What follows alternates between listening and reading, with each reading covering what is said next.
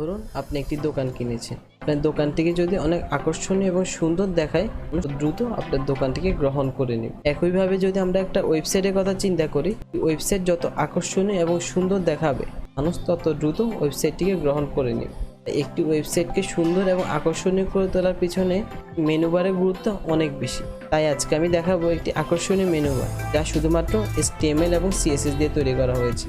এরকম একটি আকর্ষণীয় মেনু বার তৈরি করতে চাইলে আমার পুরো ভিডিওটি দেখার অনুরোধ রইল। তাহলে চলো শুরু করা যাক। সঠিক বানা আপনারা আমার কম্পিউটার স্ক্রিনে দেখতে পাচ্ছেন যে আমি দুইটি ফাইল অন করেছি, একটি হলো index.html আর একটি হলো style.css। আমরা প্রথমে HTML এ কাজ করব, তার জন্য আমি প্রথমেই HTML এর ডিফল্ট স্ট্রাকচারটি নিয়ে আসছি।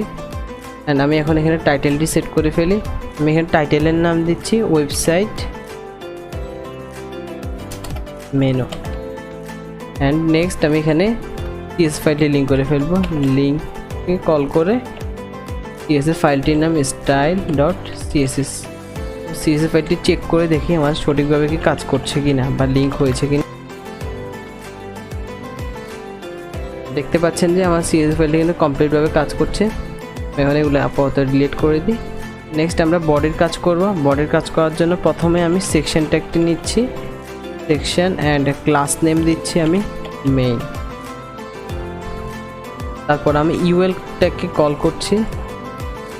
অ্যান্ড নেক্সট আমি UL এর ভিতরে li অ্যান্ড l এর ভিতরে আমি অ্যাঙ্কর ট্যাগটি কল করছি। আমি প্রথম অ্যাঙ্কর ট্যাগের নাম দিচ্ছি আমি হোম। সর্বমোট 5 বার করে কপি করব।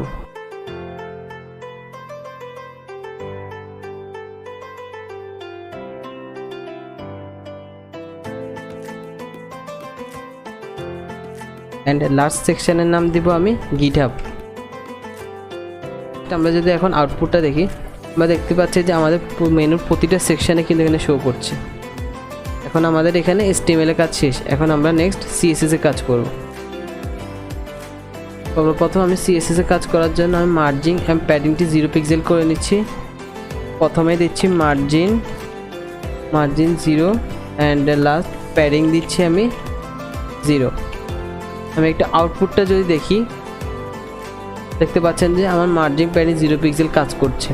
নেক্সট আমরা বডি ক্লাসটিকে কল করব। বডির ভিতরে আমি প্রথমে দিচ্ছি ব্যাকগ্রাউন্ড একটি কালার কোড দিচ্ছি 056983 অ্যান্ড এখানে আমি কালার দিচ্ছি, যেটা ফন্ট কালার হিসেবে কাজ করবে, আমি হোয়াইট কালার দিচ্ছি। নেক্সট আমি মেইন ক্লাসটাকে কল করছি, যেটা সেকশন ট্যাগের ভিতরে আমরা দিয়েছিলাম। মেইনকে কল করে আমি হাইট দিচ্ছি আমি 100 BH।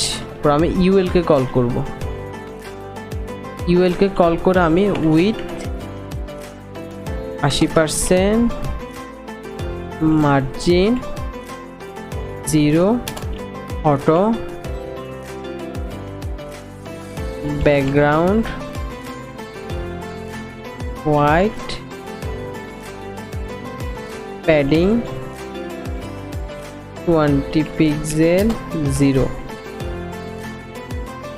লিস্ট স্টাইল নান,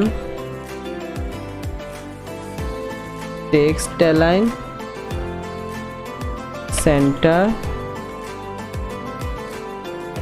margin top 100 pixel, border radius 15 pixel. আমি যদি একটা আউটপুটটা একবার দেখি, দেখতে পাচ্ছেন যে আমাদের CSS কিন্তু সম্পূর্ণভাবে কাজ করেছে। নেক্সট আমরা এখন UL কে দিয়ে li কে কল করব। আমি UL অ্যান্ড li, এখানে আমি UL li এর ভিতরে আমি ডিসপ্লে ইনলাইন ব্লক করে দিচ্ছি। আমরা এখন যদি আউটপুটটা দেখি, দেখতে পাচ্ছেন যে ডিসপ্লে ইনলাইন ব্লকের দেওয়ার কারণে এখানে সবগুলো কিন্তু এক লাইনে চলে এসেছে।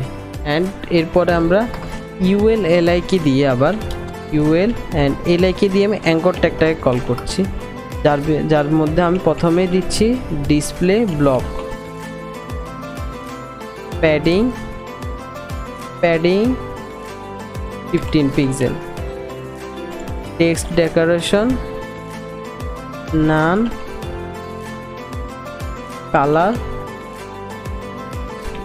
Black, font with bold, margin 0 10 pixel, position relative. Next আমরা বর্ডার রেডিয়াস দিচ্ছি, border radius 5 pixel, overflow hidden, and last Z index 1।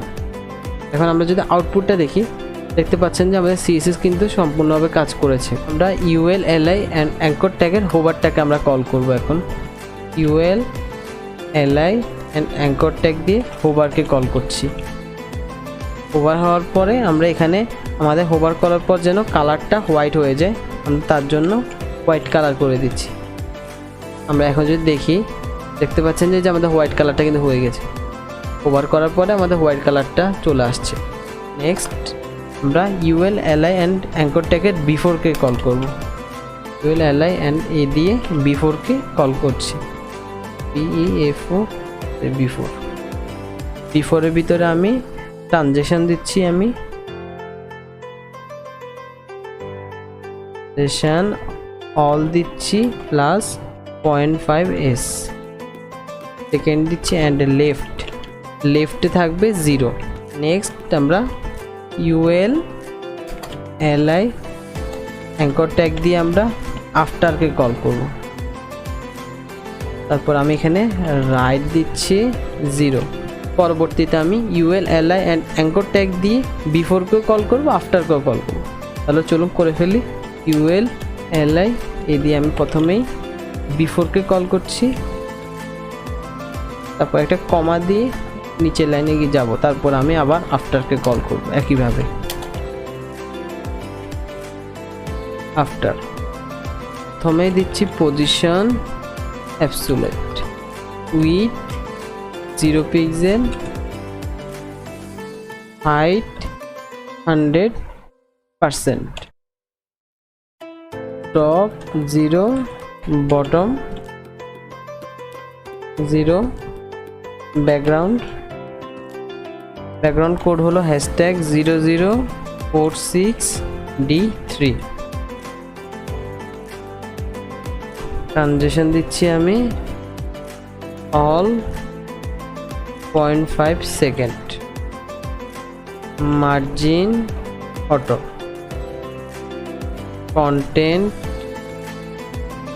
Content এখানে ব্ল্যাঙ্ক রাখছি। Next colour transparent, Z index -1, and এখানে অপাসিটি দিচ্ছি আমি, অপাসিটি 0.75।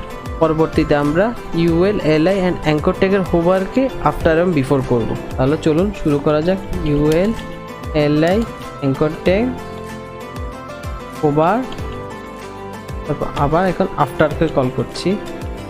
আফটার এখানে একটি কমা দিয়ে নিচের লাইন যাব, তারপরে ইউএল এলআই অ্যাঙ্কর ট্যাগে আবার হোভারকে কল করে এখন আমরা বিফোরকে কল করব। এর ভিতরে আমি শুধু উইথ 100% দিচ্ছি। এখন যদি আমরা একটু আউটপুটটা দেখি, দেখতে পাচ্ছেন যে আমরা হোভার করার সাথে সাথে কিন্তু আমাদের অ্যানিমেশনটা চলছে। লাস্ট আমাদের কাজ হলো ফ্রন্ট অ্যাড করা। আমাদের ফ্রন্টে রোবোটো ফ্রন্ট আমরা ইউজ করব। তার জন্য আমরা প্রথমে গুগল ফ্রন্টে যাব,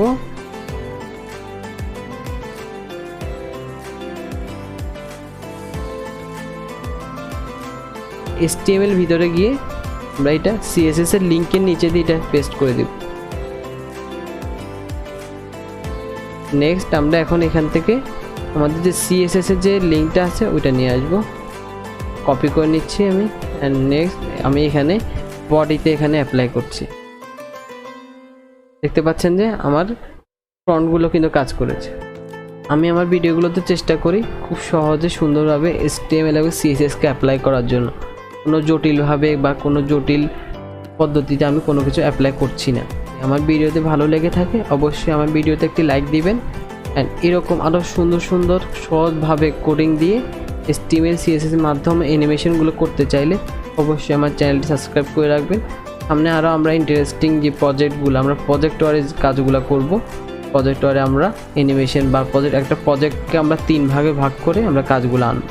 ওই ভিডিওগুলো সবার আগে পেতে চাইলে অবশ্যই আমার চ্যানেলটি সাবস্ক্রাইব করবেন। ভালো থাকবেন, সুস্থ থাকবেন। আল্লাহ হাফেজ, আসসালামু আলাইকুম।